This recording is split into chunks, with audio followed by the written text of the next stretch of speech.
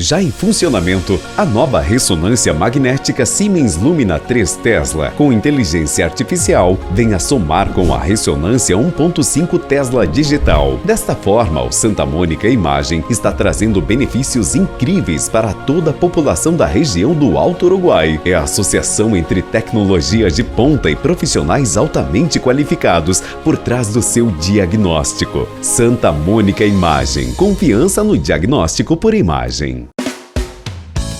Você faz parte do Clube Master? Tenha descontos exclusivos em produtos selecionados. Baixe o aplicativo e veja como é fácil economizar. Vem pro Clube Master. Tá no Master, tá em casa. O Hospital Unimed Erechim é para todos.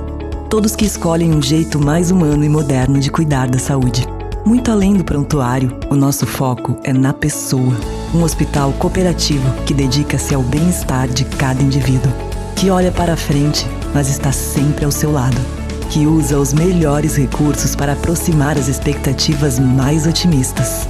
O Hospital Unimed é para você, é para todos.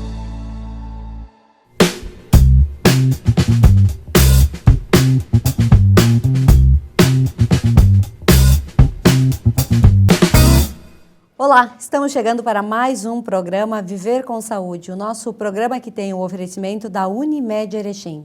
Na hora de cuidar da sua saúde, lembre-se da Unimed e dos planos de saúde que lhe dão conforto sempre que você precisa de um profissional de saúde. Então, entre em contato pelo 3520-6100 e também o Master Supermercados que cuida da sua alimentação. E hoje a gente vai falar um pouquinho sobre os pequenos, as crianças, que nessa época do ano e que a gente adulto já fica um pouco com a respiração debilitada, um pouquinho de dor de cabeça, uns resfriados, sofre, que dirá as crianças que são mais sensíveis. E para falar sobre este tema está conosco o médico pediatra, o Dr. Fernando Ferri, que vai dar algumas dicas aí que a gente pode usar dentro das nossas casas com os nossos pequenos. Doutor, obrigada por aceitar o nosso convite e vir falar diretamente com as mães sobre esses cuidados fundamentais.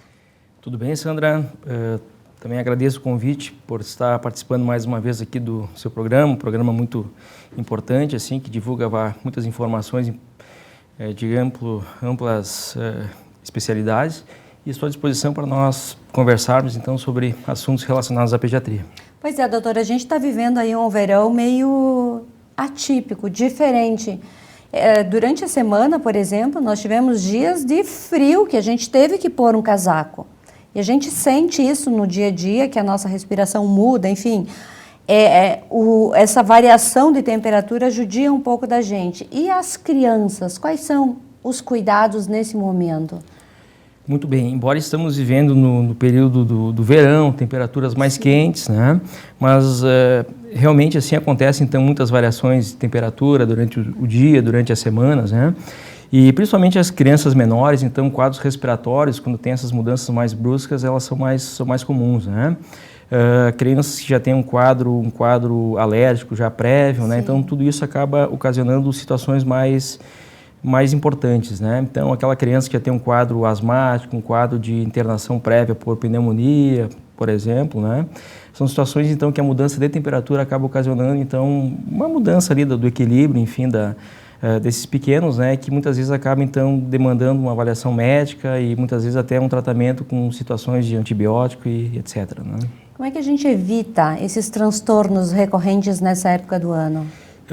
Muito bem, então é muito comum agora nessa época então as crianças estarem de férias, né, e muitas vezes elas buscam atividades em lugares mais amplos, ao ar livre, né.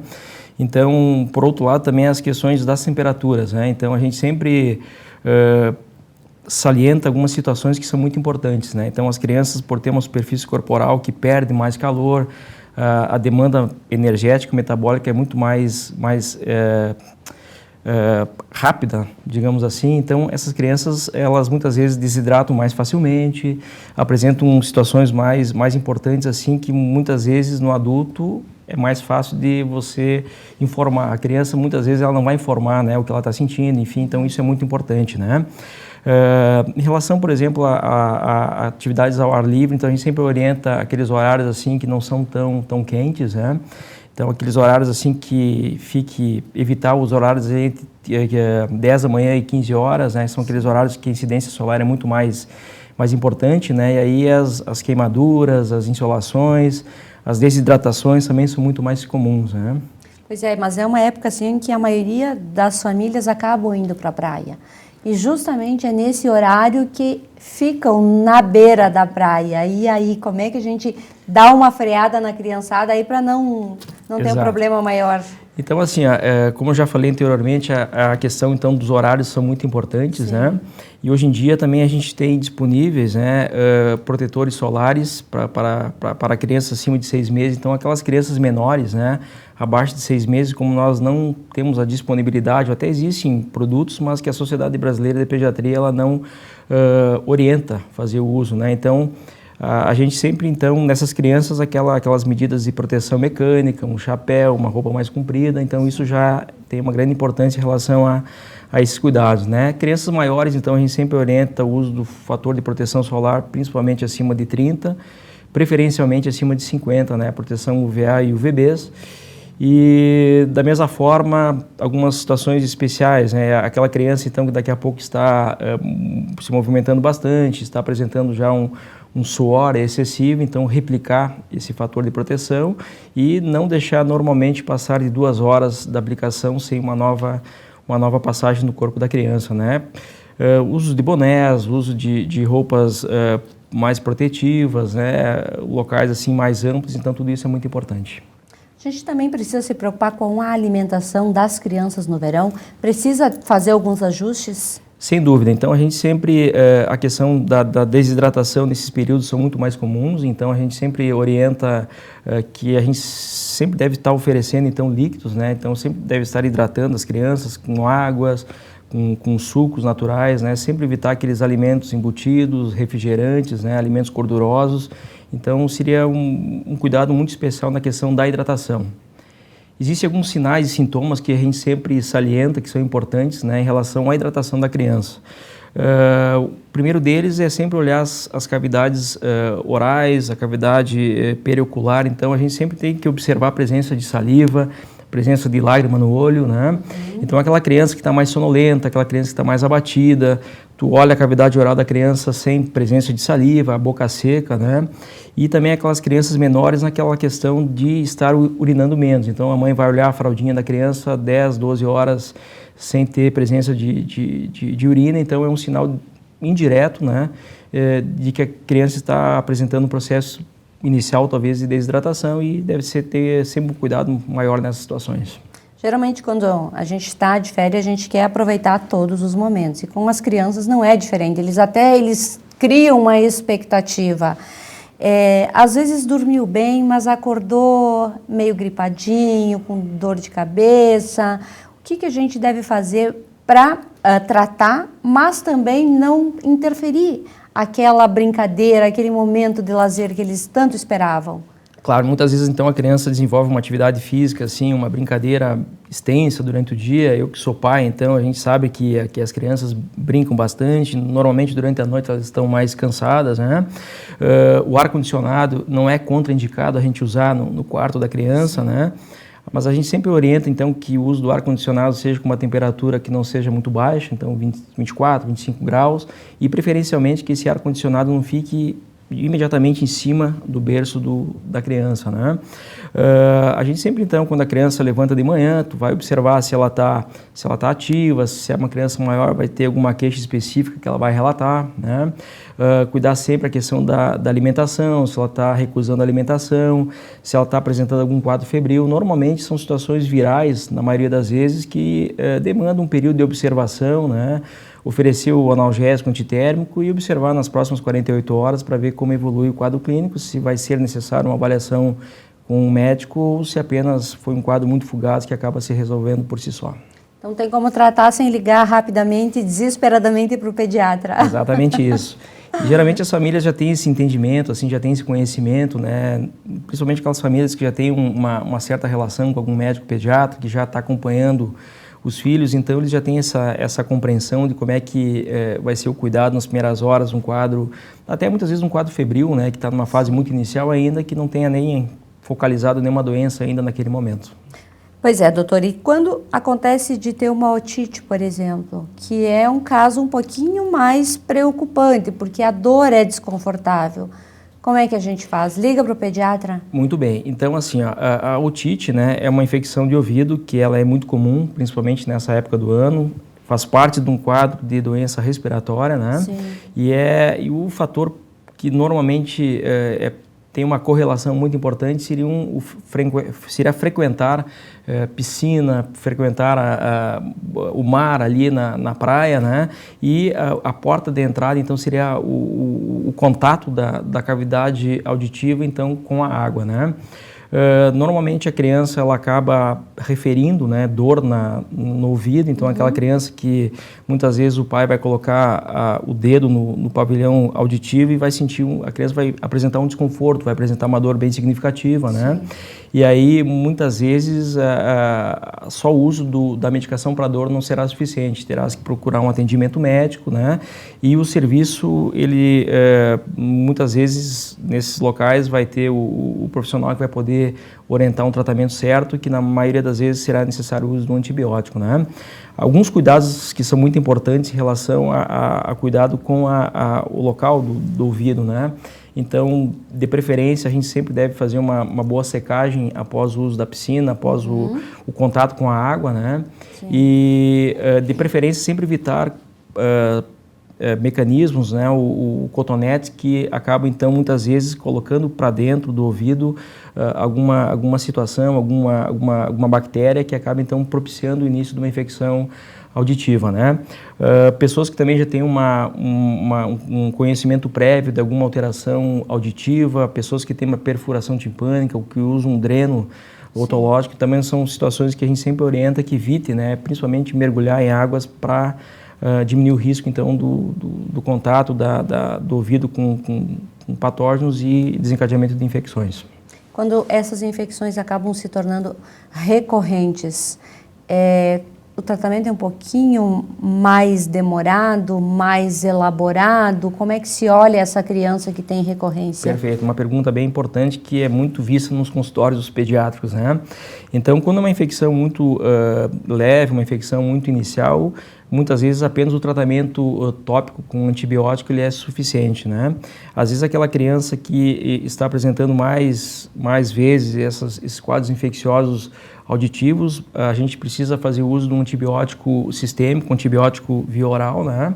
E são situações que também a gente muitas vezes acaba então solicitando um encaminhamento para um médico otorrino, que é um médico especialista dessa parte então do ouvido, que muitas vezes vai ter que ser necessário a colocação de um dreno, fazer uma avaliação mais especializada, uma conduta então mais específica em relação à especialidade do colega, né? Certo, porque muitas vezes quando dói o ouvido, dói a garganta também, né? Isso até em nós adultos, isso. A ligação é bem próxima, bem forte entre esses dois locais. Existem são infecções que nós chamamos de IVAs, né? Então, que são infecções de vias aéreas superiores. Então, realmente, o ouvido tem comunicação com a garganta, com o nariz, né? Então, isso é muito frequente, né? Então, a relação ela é muito existente nessas situações e, muitas vezes, uma infecção de ouvido pode começar com um quadro resfriado inicial, um quadro de dor de garganta inicial, e isso é muito comum que nós observamos sempre no nosso dia a dia. Muito bem, nós estamos apresentando o nosso programa Viver com Saúde. A gente vai fazer uma pequena pausa e a gente já volta ainda falando sobre este tema, que é o cuidado que a gente deve ter nessa época do ano com as crianças. Estão de férias, querem diversão, mas os pais precisam estar atentos com a saúde de cada um deles. Já voltamos. Na dianteira da medicina diagnóstica, o Santa Mônica Imagem apresenta um novo marco, a chegada da ressonância magnética Lumina 3 Tesla com inteligência artificial.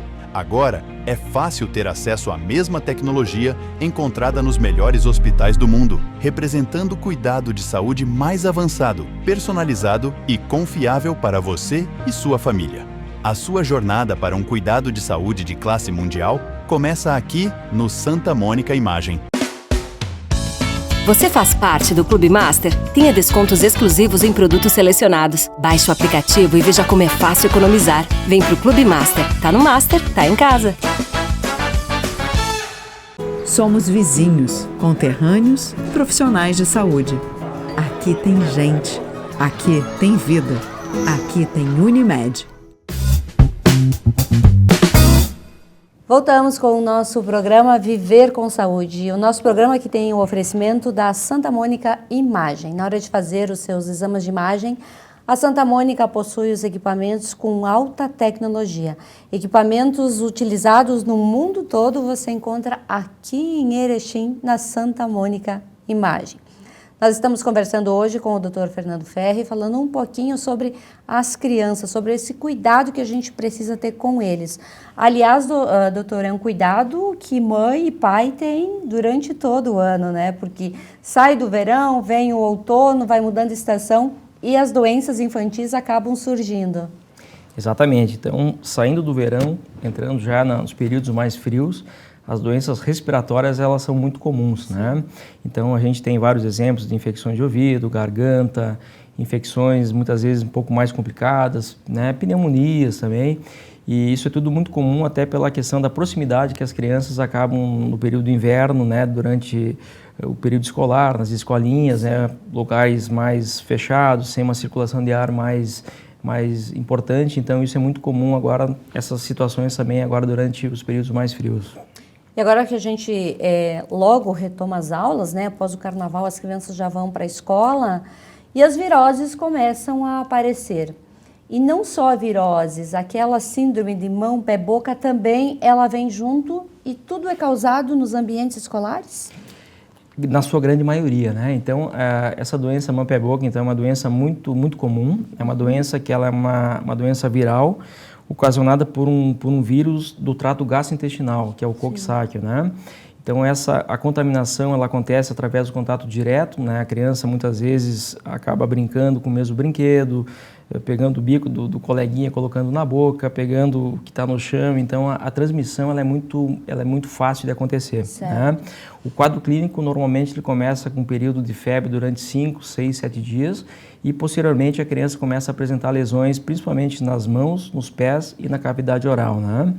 É uma doença, sempre salientando, autolimitada, então não vai precisar fazer uso de antibiótico, raramente vai precisar fazer uso de uma internação hospitalar. Então, basicamente, são cuidados quanto à dor, quanto à hidratação. E é uma doença, assim, que ela autolimitada entre 7 a 10 dias, normalmente, né? Pela característica das lesões na cavidade oral, muitas vezes a criança tem uma dificuldade para se alimentar, ela vai ter muita dor, então uma analgesia importante ela é sempre necessária, né? Períodos do inverno, isso é uma queixa muito comum e a gente vê muito frequentemente nos consultórios. E a meningite também, que acaba atingindo crianças assim nessa fase da vida, ela surge também nas escolas ou ela é outro problema? Felizmente a meningite, né, ela tem digamos assim, uma vantagem pela questão vacinal, né? Uhum. Então hoje em dia a gente, pela cobertura vacinal já há longo tempo, né? O meningococo, então, é um agente que ocasiona a meningite bacteriana, né? E que acaba sendo, então, prevenido através da vacina durante a faixa etária pediátrica, né? Hoje em dia, a gente sempre salienta que a vacinação está disponível não somente na rede particular, mas na rede pública também. Verdade. Então, a família não vai precisar gastar nenhum valor, porque a vacina contra a meningite e assim como as demais vacinas estão disponíveis na rede pública, né, nas UBSs, então qualquer lugar do Brasil tem essa disponibilidade, né.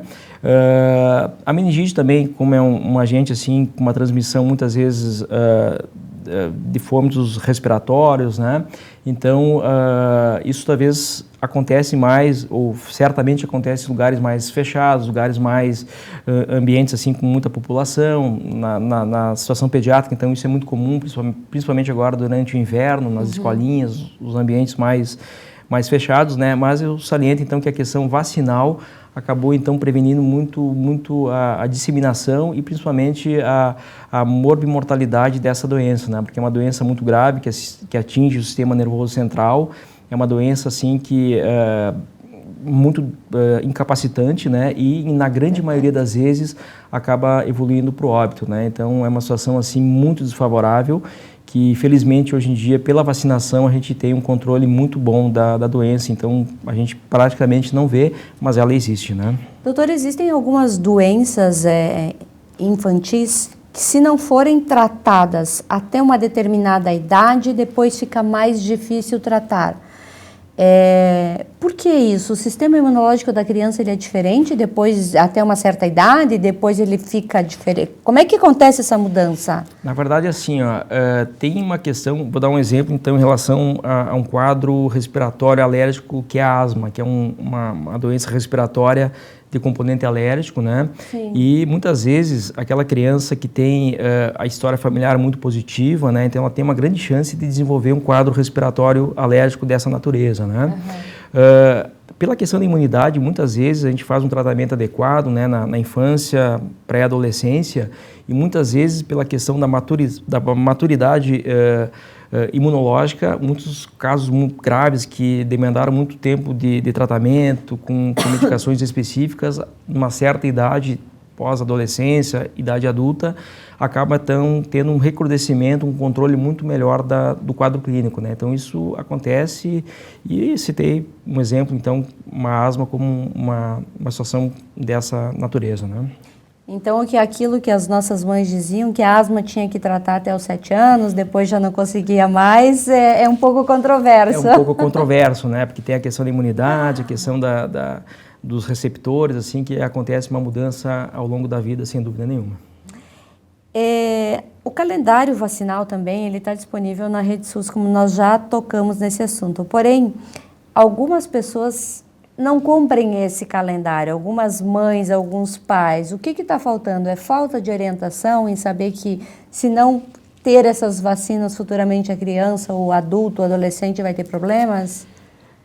Teve uma situação também muito recente, né, que nós passamos por um período de pandemia, e isso tudo foi um fator bem significativo que nós observamos no nosso dia a dia, né? Sim.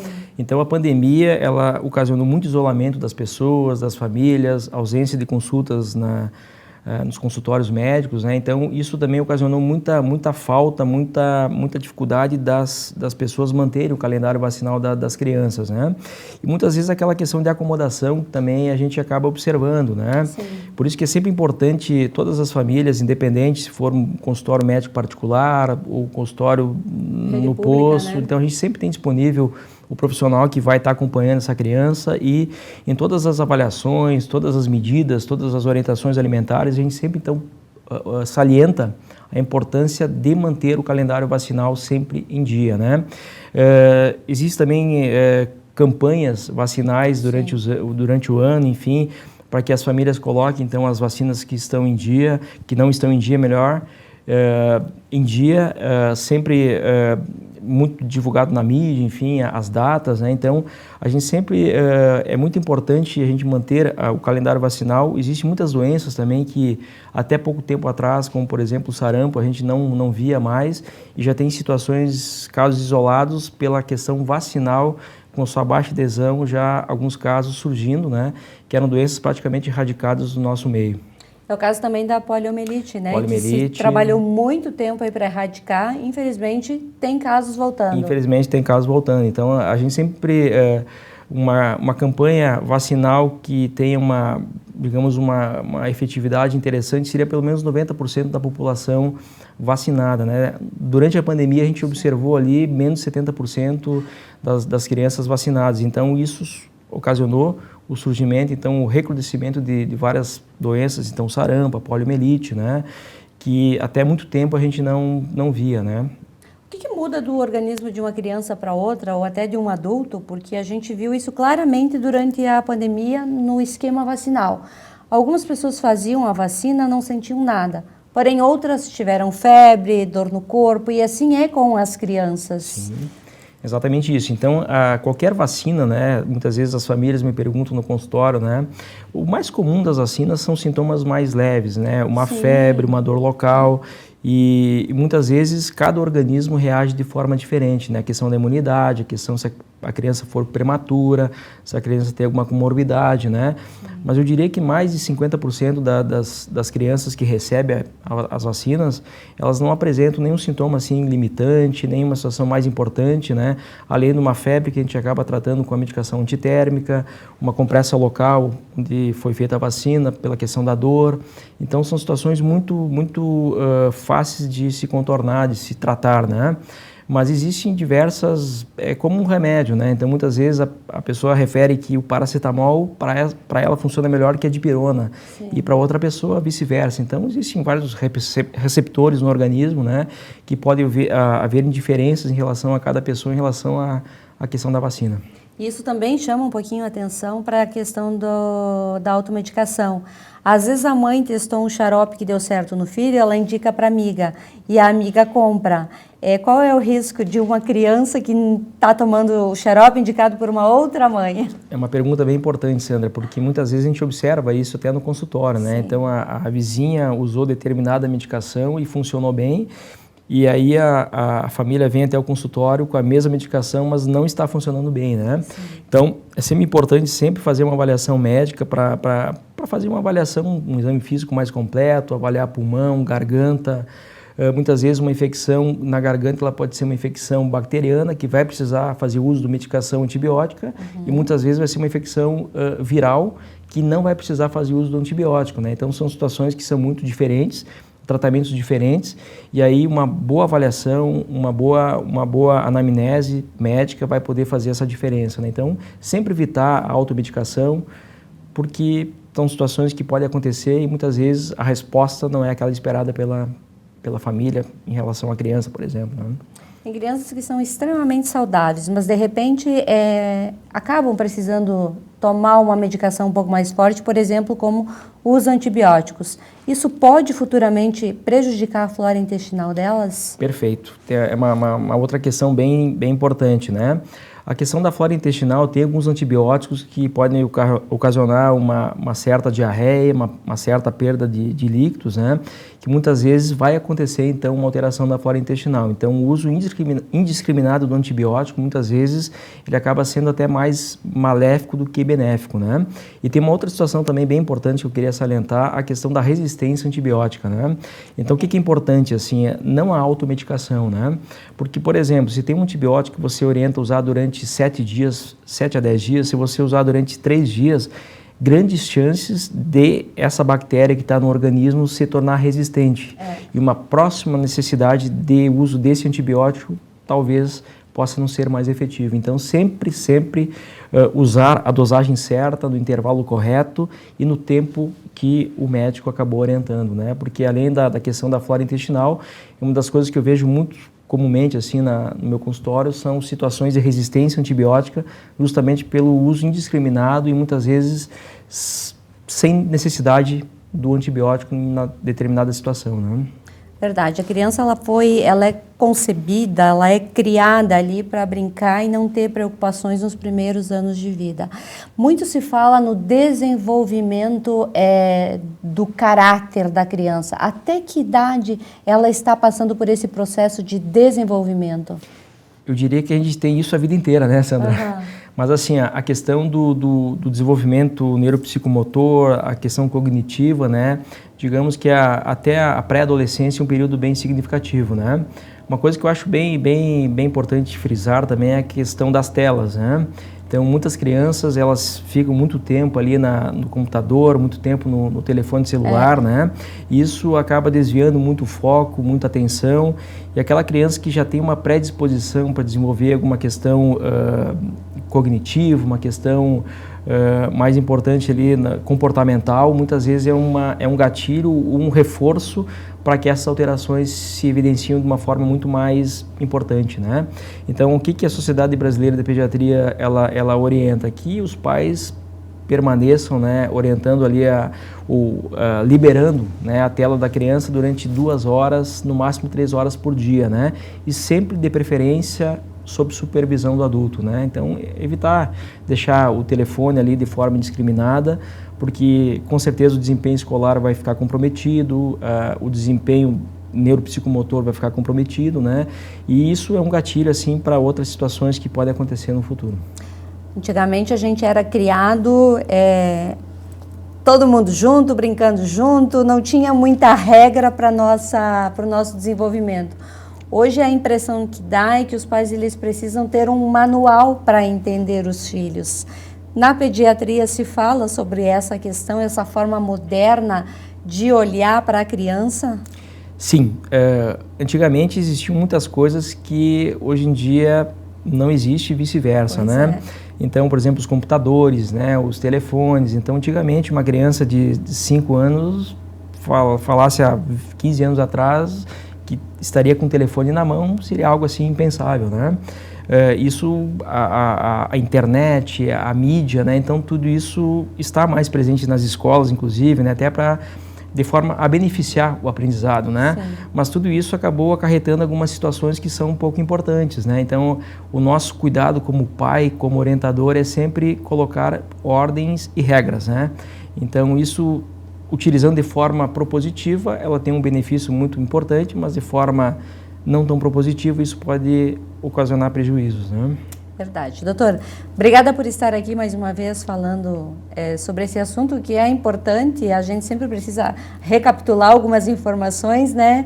E sucesso para o senhor aí nesse ano de 2024. Obrigado, Sandra. É um prazer enorme, sempre à disposição para novas conversas. Obrigada.